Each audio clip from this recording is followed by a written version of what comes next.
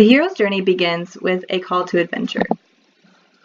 And this can happen at any point in the hero's life and in several ways, including being apprehended by a figure of some type that manifests an awakening of the self. In the movie, Barnum is portrayed as a very poor child. He works with his father as a tailor for a wealthy man. His mother appears to not be in the picture, and he isn't treated very well by his father or employer. He is quite smitten, though, with the employer's daughter, Charity. And she reciprocates those feelings, but she's forbidden from seeing him. And I think this is when he develops a complex of desire for money and fame to be accepted. His father ends up dying, and he sort of living his adolescence stealing and surviving any way that he can. He ends up stealing bread from a market and getting chased down and beat up, and he's sitting there starving in all of his despair, and someone hands him an apple. And it's this disfigured stranger who shows this act of kindness, and I think this is the initial call to his fateful adventure. This disfigured and sort of terrifying-looking person exuded kindness and compassion in one of the darkest moments of Barnum's young life, and I think this was the awakening of himself to his call for compassion. When Campbell crosses the first threshold, it's when he joins the Union Pacific Railroad Company, and he joins in hopes to start his adult life on the path of success. He has a dream and a destiny, and he takes this sort of first step to cross the boundary into his fateful adventure. He continues to be in contact with Charity, and he ends up making some money, and he comes back and wants to marry her. She agrees, and they start their life together. He gets a job as a clerk at a shipping company, and they go on to have 2 little girls. They seem happy enough together, but soon Barnum starts to feel that itch of fate. He doesn't want to have a desk job. He goes home every night full of regret and unsatisfied, feeling like a disappointment to his family.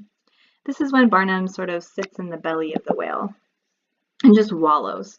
Campbell writes, quote, "The hero, instead of conquering or conciliating the power of the threshold, is swallowed into the unknown and would appear to have died." Unquote. Barnum hasn't died physically, but spiritually, he's dead in his journey. He encounters many trials on his initiation period in the journey, and he gets fired from his desk job, and he also tricks the bank into loaning him money to buy a museum, which he can't pay for because he doesn't have customers, so he can't pay the bank back. And he goes on to have this idea that he's going to hire these individuals who everyone calls freaks, and he calls them human curiosities. So basically, he showcases their flaws and their vulnerabilities, and he makes money off of that. But he gets a lot of backlash and hate, and he struggles once again with this desire for acceptance.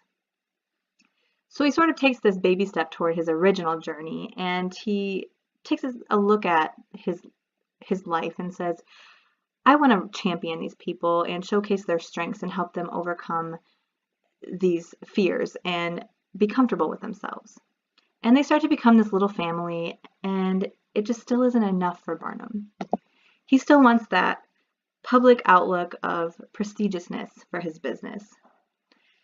So he meets a woman called Jenny Lind, who could help build his entertainment business and fulfill his journey for self-actualization, or at least what he thinks will fulfill it. According to Campbell, quote, "She is the paragon of all paragons of beauty, the reply to all desire, the bliss-bestowing goal of every hero's earthly and unearthly quest. She is mother, sister, mistress, bride, for she is the incarnation of the promise of perfection," unquote. He does find success while going on tour with Jenny, and people start to respect his business and even depict admiration for Barnum. He loves this, so he starts neglecting his original journey. His family, his museum employees, everything kind of just starts crumbling in his selfish pursuit of his need for acceptance. Lind falls in love with him and tries to kiss him, but keeping this temptress in mind. According to Campbell, quote, "The seeker of life beyond life must press beyond her, surpass the temptations of her call, and soar to the immaculate ether beyond," unquote.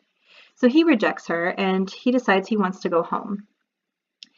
He goes home to find his museum is literally in flames, and his whole life is in disarray and utter chaos. Campbell writes about this mystagogue, or father substitute, in which it's kind of this coming from infantile behavior to he has become himself the father. So he's sort of transitioning here and recognizing his role changing. And he's going to have to atone for these mistakes that he's made. Return home and rescue without. This is my favorite part of the journey. Barnum stands watching his museum burn, which I'm sure is a metaphor for his entire life falling apart. He realizes everyone hates him, and he wants to return home, but instead he goes to the bar to wallow in his sorrows. This is Barnum's refusal to go home. He doesn't want to take responsibility. Campbell explains, quote, "The hero may have to be brought back from his supernatural adventure by assistance from without. That is to say, the world may have to come and get him, for the bliss of the deep abode is not lightly abandoned in favor of the self-scattering of the wakened state." Unquote. So his museum family comes into the bar and they rescue the poor guy. They champion him, and he recognizes that this was what he meant to do all along. He realizes that these were the people that are on his original journey, and he reconciles with his wife and realizes that in the end, he didn't need the money or the fame or for everyone to love him, because he had that all along with his little museum fam and his regular fam. So he sort of crosses the threshold of return. Thank you for watching. I hope you enjoyed.